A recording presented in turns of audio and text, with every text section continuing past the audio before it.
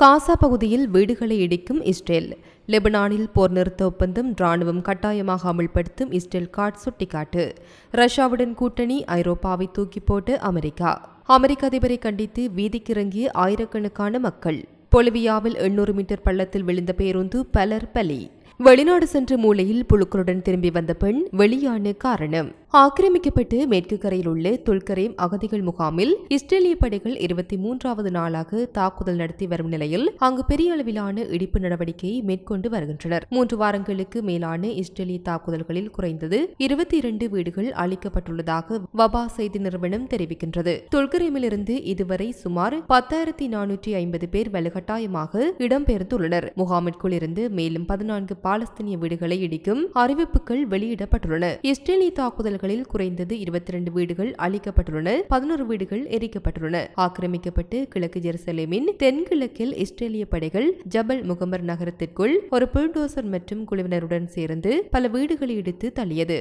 இந்த நிலையில் இஸ்ரேலிய துருப்புக்கள் 5 மூலோபாய நிலைகளில் இருப்பதால் லெபனானில் போர் நிறுத்த ஒப்பந்தத்தை ராணுவம் கட்டாயமாக அமல்படுத்தும் என்றும் ஹெஸ்புல்லா அச்சுறுத்தலுக்கு எதிராக செயல்படும் என்றும் இஸ்ரேலிய பாதுகாப்பு அமைச்சர் இஸ்ரேல் காட்ஸ் கூறுகின்றார். இன்று முதல் வடக்கு சமூகங்களின் பாதுகாப்பை உறுதி செய்வதற்காக எல்லைக்கோட்டில் 5 மூலோபாய புறக்காவல் நிலையங்களில் லெபனானில் ஒரு இடையக மண்டலத்தில் ராணுவம் இருக்கும் என்றும் அவர் டுவிட்டரில் குறிப்பிட்டுள்ளார். மேலும் ராணுவம் ஹெஸ்புல்லாவின் எந்தவொரு மீறலுக்கும் எதிராக வலுக்கட்டாய சமரசமின்றியும் தொடர்ந்து செயல்படும் என்றும் கூறினார். அக்டோபர் 7ஆம் தேதியின் யதார்த்தத்திற்கு திரும்ப நாங்கள் அனுமதிக்க மாட்டோம் என குறிப்பிட்டுள்ளார். இந்த நிலையில் ஜனவரி 19ஆம் தேதி காசா பகுதியில் போர் நிறுத்த ஒப்பந்தம் அமலுக்கு வந்ததிலிருந்து 226 முறை போர் நிறுத்த மீறல்கள் பதிவு செய்யப்பட்டுள்ளதாக பாலஸ்தீன பாதுகாப்பு வட்டாரங்கள் அல் ஜசீராவிடம் தெரிவித்துள்ளன. அந்த மீறல்களால் குறைந்தது 132 பாலஸ்தீனியர்கள் கொல்லப்பட்டுள்ளனர். இதில் 26 பேர் காயங்களுக்கு ஆளாகினர். இஸ்ரேலிய துப்பாக்கி சூடு மற்றும் அப்பகுதி மீதான தாக்குதல்களின் விளைவாக 900க்கும் மேற்பட்டோர் காயமடைந்தனர். பெரும்பாலான மீறல்கள் மத்திய காசாவில் 110 சம்பவங்களுடன் நிகழ்ந்தன. அதனைத் தொடர்ந்து ரபாவில் 54, காசா நகரில்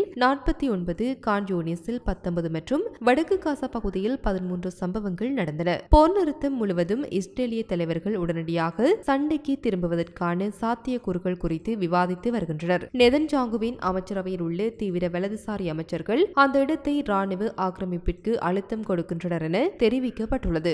அமெரிக்கா மற்றும் ஐரோப்பிய நாடுகளின் உறவுகள் சமீபத்தில் சில சவால்களை எதிர்கொண்டு வருகின்றன. இந்த குழப்ப நிலைக்கு பல காரணங்கள் உள்ளன என்று தெரிவிக்கப்படுகின்றது. அந்த வகையில் வணிக போர்களில் அமெரிக்கா மற்றும் ஐரோப்பிய நாடுகள் இடையே வர்த்தக போர்கள் மற்றும் வரி விதிப்புகள் பொருளாதார உறவுகளை பாதித்துள்ளன. மேலும் பாரிஸில் உள்ள காலநிலை மாற்ற ஒப்பந்தத்தை பார்த்தோமானால் அமெரிக்காவின் இந்த ஒப்பந்தத்திலிருந்து வெளியேறுதல் ஐரோப்பிய நாடுகளின் எதிர்ப்பை ஏற்படுத்தியுள்ளது. மேலும் நாடுகளிடையேயான பாதுகாப்பு ஒப்பந்தங்கள், பாதுகாப்பு அமைப்புகள் மற்றும் ராணுவ ஒப்பந்தங்களில் ஏற்பட்ட மாற்றங்கள் ஐரோப்பிய நாடுகளின் கவலைகளை அதிகரித்துள்ள நிலையில் அமெரிக்காவில் உள்ள அரசியல் மாற்றங்கள் ஐரோப்பிய நாடுகளின் வெளிநாட்டு கொள்கைகளில் குழப்பத்தை ஏற்படுத்தியுள்ளது. இந்த காரணிகள் அமெரிக்கா மற்றும் ஐரோப்பிய நாடுகளின் உறவுகளில் குழப்ப நிலையை உருவாக்கியுள்ளன. இந்த நிலையில் அமெரிக்கா மற்றும் ரஷ்யா இடையிலான உறவு ஐரோப்பிய நாடுகளின் பாதுகாப்பு மற்றும் பொருளாதார நிலையை நேரடியாக பாதிக்கின்றது என கூறப்படுகின்றமையும் குறிப்பிடத்தக்கது.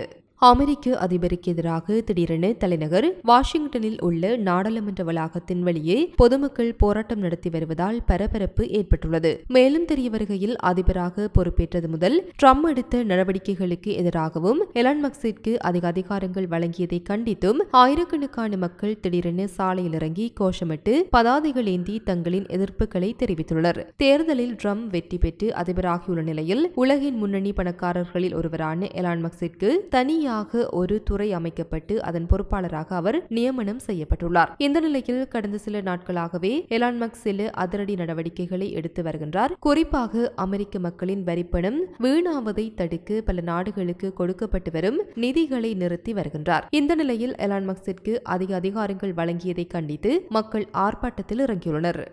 பாகிஸ்தானின் கைபர் பக்துன்க்வா மாகாணத்தில் உள்ள குட்ரம் மாவட்டத்தில் இருபிரிவு இடையே ஏற்பட்ட மோதல் வன்முறையாக வெடித்த நிலையில் அதிகாரிகளின் பேச்சுவார்த்தையால் மோதல் நிறுத்தம் ஏற்பட்டது. வன்முறையால் பாதிக்கப்பட்டு குட்ரம் மாவட்டத்திற்கு நிவாரணப் பொருட்கள் அனுப்பப்பட்டு வருகின்றன. இந்த நிலையில் தாழ் பகுதியில் இருந்து குற்றமுக்கு நிவாரணப் பொருட்களை ஏற்றிக்கொண்டு லாரிகள் அணிவகுத்து சென்றன. அப்போது ஒச்சிட் என்ற பகுதியில் மர்ம நபர்கள் லாரிகள் மீது துப்பாக்கியால் சரமாரியாக சுட்டு தாக்குதல் நடத்தினார்கள். இதில் ஒரு லாரி டிரைவர் பலியானார். ஒரு போலீஸ்காரர் உட்பட 15 பேர் காயமடைந்தனர். இந்த நிலையில் இந்த தாக்குதலுக்கு கைபர் பக்துன்க்வா மாகாண முதல் மந்திரி லீ அமின் கந்தாபூர் கடும் கண்டனம் தெரிவித்துள்ளார். 29 ஆண்டுகளுக்கு பிறகு பாகிஸ்தானின் பாதுகாப்பு பலப்படுத்தப்பட்டுள்ளதாக தெரிவிக்கப்பட்டுள்ளது. சம்பவம் தொடர்பில் மேலும் தெரிய வருகையில் 1996ஆம் ஆண்டிற்கு பிறகு முதல் முறையாக பாகிஸ்தானில் நாளை சர்வதேச கிரிக்கெட் கவுன்சில் போட்டி தொடங்குவதே இதற்கு காரணம். இந்த நிலையில் ஐசிசி சாம்பியன்ஸ் டிராபி கிரிக்கெட் போட்டி எலான் மஸ்கிற்கு கூடுதல் அதிகாரம் நாளை முதல் மார்ச் 9ஆம் தேதி வரை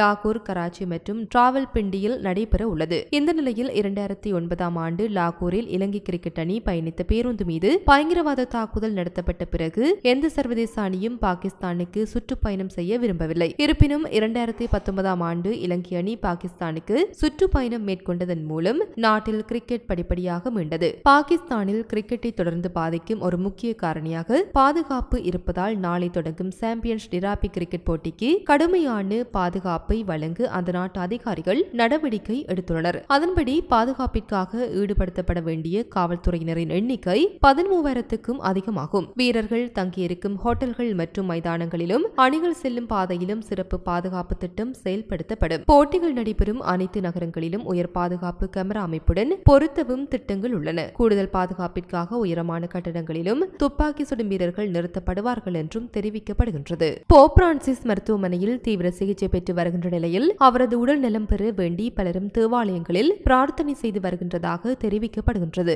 மேலும் தெரிய வருகையில் கடந்த 2023ஆம் ஆண்டில் நிமோனியாவால் பாதிக்கப்பட்டு போப் பிரான்சிஸ் மருத்துவ சிகிச்சை தொடர்ந்து பெற்று வந்த நிலையில் கடந்த வாரம் உடல்நிலை கோளாறு காரணமாக மருத்துவமனையில் அனுமதிக்கப்பட்டார். அங்கு அவரை பரிசோதித்ததில் அவருக்கு சுவாச குழாயில் வைரஸ், பாக்டீரியா உள்ளிட்ட பல வகையான தொற்றுக்கள் ஏற்பட்டுள்ளதாக மருத்துவர்கள் தெரிவித்துள்ளனர். இதனால் அவருக்கு தொடர்ந்து மருத்துவமனையில் சிகிச்சை அளிக்கப்பட்டு வருகின்றது. போப் பிரான்சிஸ் நலம் பெற வேண்டி கத்தோலிக்க தேவாலயங்களில் கிறிஸ்தவ மக்கள் சிறப்பு பிரார்த்தனைகளில் ஈடுபட்டுள்ளனர். இந்த நிலையில் போப் பிரான்சிஸ் உடல்நலனை கருத்தில் கொண்டு மார்ச் 5 வரை போப்பின் அனைத்து நிகழ்ச்சி திட்டங்களும் ரத்து செய்யப்பட்டுள்ளது என தெரிவிக்கப்பட்டுள்ளது.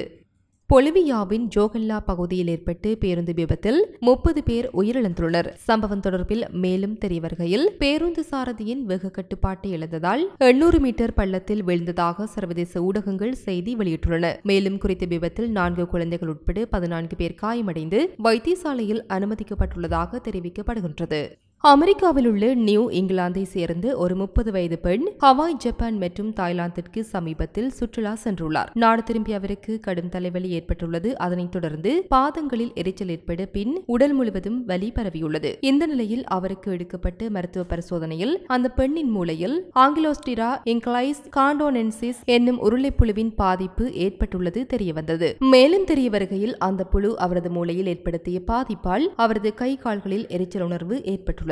கவாயில் சமீப காலமாக இந்த உருளைப்புழு பரவல் கண்டறியப்பட்டுள்ளது. இந்த உருளைப்புழுக்கள் எலிகளை பாதிக்கும். பாதிக்கப்பட்ட எலிகளின் எச்சத்தில் இந்த கிருமிகள் காணப்படும். அந்த எலி எச்சத்தை நத்தைகள் உண்ணும் போது அந்த நத்தைகளின் உடலுக்குள் அந்த உருளைப்புழுக்களின் லார்வாக்கள் சென்றுவிடும். இப்படி பாதிக்கப்பட்ட நத்தைகளை மனிதர்கள் சரியாக சமைக்காமல் சாப்பிடும்போது அல்லது அந்த நத்தைகளின் எச்சம் பட்ட காய்கறிகளை சாப்பிடும்போது அவை மனிதர்களை பாதித்து விடுகின்றன. ஆக வெளிநாட்டு சுற்றுலா சென்ற அந்த பெண் அங்கு நத்தையால் பாதிக்கப்பட்ட உணவை சாப்பிட்டதால் அவருக்கு உருளைப்புழு தொற்று ஏற்பட்டுள்ளது என குறிப்பிடப்பட்டுள்ளது. இந்த நிலையில் சரியான நேரத்தில் அவருக்கு என்ன பிரச்சனை என்பது கண்டுபிடிக்கப்பட்டு முறையான சிகிச்சை கொடுக்கப்பட்டதால் அவர் காப்பாற்றப்பட்டுள்ளார் என வைத்தியர்கள் குறிப்பிட்டுள்ளனர்.